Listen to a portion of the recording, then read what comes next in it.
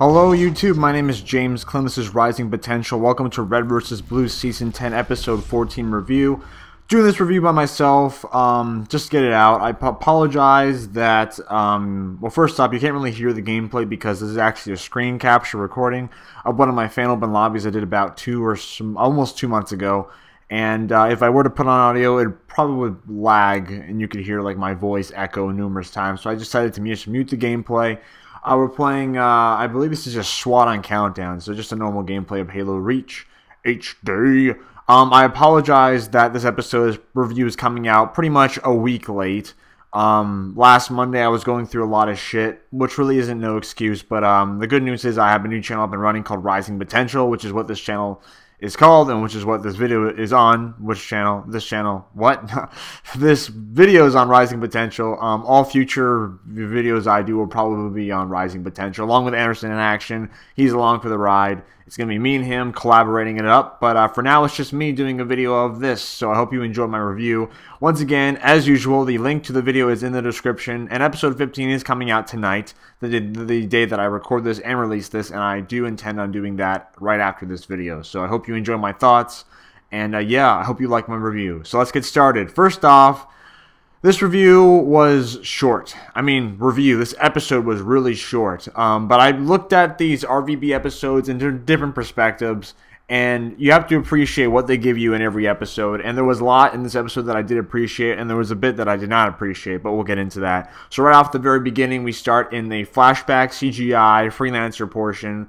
If I can recall correctly, I watched this episode like an hour ago, so I kind of forget a few things, but if I remember, god damn it, what happened in the beginning? Oh yeah, South is freaking out. She's like, fuck this, fuck that, fuck you, Washington, fuck everybody. She's being an asshole. Like, South's always been an asshole, and she's continuing to being an asshole. Statistic, that's not a word. She's being a statistic, there we go, statistic bitch. And, you know, Washington's like, oh, well, I got moved back too. And she's like, what? Because that means she's being moved back 2 times. It goes Washington, then South. And Carolina's like, well, fuck Washington and fuck South, and I want 2 AIs. So, yeah, Carolina's getting 2 AIs implanted into her head so she can become more powerful. And her goal is to overcome Ancient Texas, a.k.a., I think it's Allison, her real name is. Texas is an AI, and she's Allison from the director's memory. Pretty much she's like unstoppable for us, and Mercy's been trying to make her look all badass, and Carolina just wants to overcome Tex in every way possible. We find out a bit more about Maine, and it is heavily referencing that, you know, this is his transformation into the meta. Sigma's fucking with his head, yet we don't see Sigma actually fucking with his head. We just see the post-mortem of what Sigma has supposedly done to Maine's head. And he's being all, like, mentally, you know, fucked up. And this brings up a question. If you know, I was going to say that, oh, are the Reds and Blues fighting Sigma in, like, Season 8 of Revelation when it's, like, Texas and Washington versus, the meta and Washington versus Texas.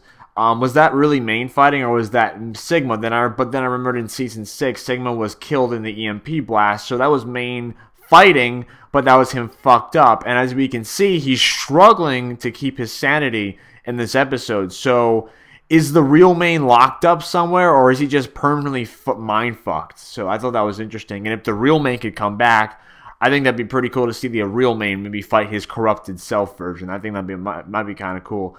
But, yeah, so after that we go back to present time, and after present time, you know, Carolina and Texas and Washington are still doing their own thing. Like I said, not much progression. They're trying to find more about ancient Texas.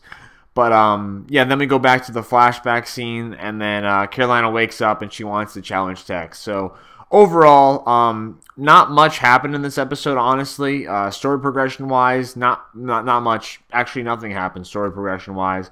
But little things I liked was like the main parts, and I did like a bit of the present time parts. So overall, this episode I'm going to rate it on 2 scales, and a fan review as in what I liked, and as in a story progression review, fan review, I'm going to give it a B. I really enjoyed it, especially the main parts, and I love all the main parts, so B. And from a story progression review, probably an F. Just because nothing happens, but it's not a bad review. It's a good episode.